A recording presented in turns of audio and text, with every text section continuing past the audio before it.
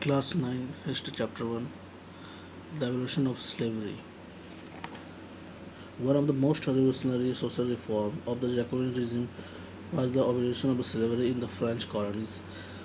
यहाँ पर the evolution of slavery means जो दास प्रथा थी यानी गुलामों की जो प्रथा थी उसको खत्म करने के बारे में यहाँ बताया गया है। जैसे कि हमने पढ़ चुके हैं कि जब फ्रांसीसी उपनिवेश में दास प्रथा का उन्मूलन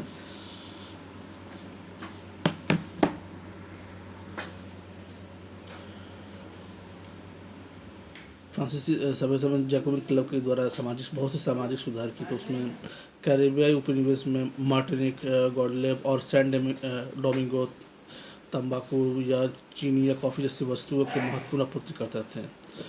दूर दूर से देश के लोग यहाँ पर आकर काम करने के लिए यूरोपियों की अनिच्छा का मतलब करते थे। बागानों में श्रम की कमी थी, इस कारण यूरोप में अफ्रीका और अमेरिका के बीच त्रिकोणीय दास व्यापार किया जाता था, यानी कि अफ्रीका, यूरोप और कुछ अमेरिका से भी लाकर लोगों को यहाँ पर काम करवाया जाता था। फ्रांसीसी सौदागर जो लोग होते थे वो निन्यानवे बंदरगाह से अफ्रीका तट पर जहाज़ से लाते थे, जहाँ पर ये स्थानीय सरदारों से लोग जो होते थे उनसे इन गुलामों को, दासों को खरीदते थे। दासों को दाग कर, हथकड़ियाँ डालकर अटलांटिक महासागर पर के पार कैरिबियाई देशों तक 3 माह की लंबी समुद्री यात्रा के लिए जहाज़ों में ठूस दिया जाता था, रखा जाता था। वहाँ से उन्हें बागान मालिक जो होते थे उन्हें बेच दिया जाता था। दास श्रमिकों का के बल पर यूरोपीय बाजार में चीनी, कॉफ़ी, नील की बढ़ती मांग को पूरा किया जा रहा था।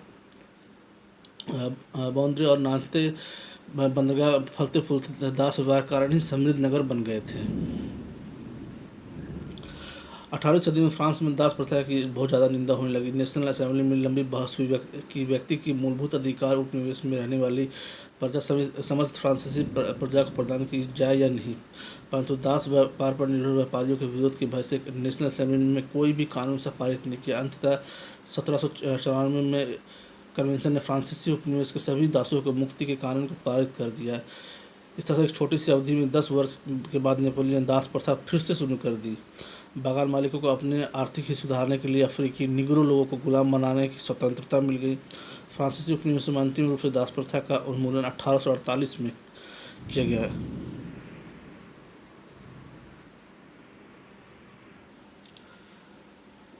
नेक्स्ट टॉपिक जो हमारा the revolution and the everyday life, यानी क्रांति और रोज़मर्रा की जो जिंदगी थी।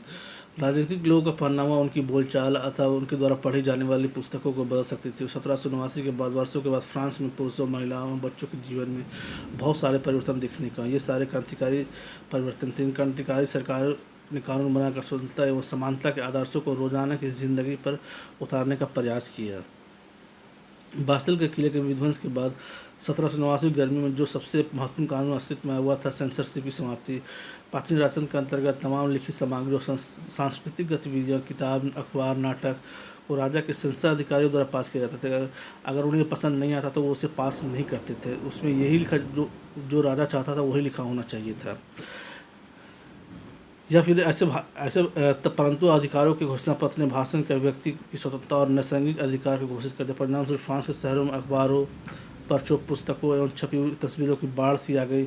अब वहाँ तेज़ी से गांव देहात तक किताबें, पुस्तकें, न्यूज़पेपर पहुँचने लगे। उन्हें फ्रांस में घट रही घटनाओं एवं परिवर्तनों का ब्यौरा उन पर टिप्पणी होती थी, उसके बारे में जानकारी प्राप्त होती थी।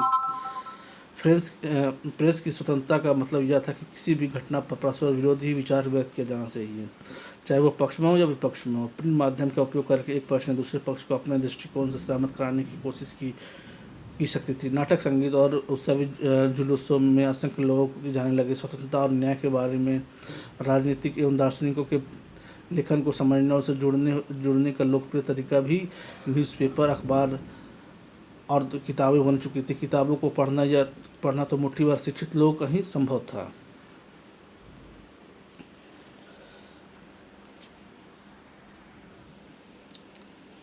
लास्ट टॉपिक जो हमारा कंक्लूजन, जो सारांश में है कि 1804 में नेपोलियन बोनापार्ट ने खुद को फ्रांस का सम्राट घोषित कर दिया।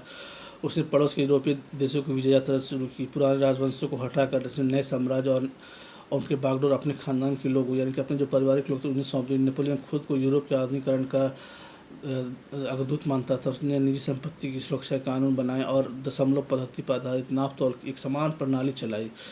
बहुत सारे लोगों ने नेपोलियन मुक्तिदाता लगता था और बहुत से इसे स्वतंत्रता दिलाने की उम्मीद भी करते थे। जल्द ही उसकी सेनाओं को लोग हमलावर मानने लगे। आखिरकार 1815 में वाटरलू में उसकी हार हुई और यूरोप के बाकी हिस्सों में मुक्ति और आधुनिक कानूनों को फैलाने वाले उसके क्रांतिकारी उपायों का असर उसकी मृत्यु के समय के बाद सामने आया। डेट्स इट, चैप्टर यहाँ पर ख़त्म होता है।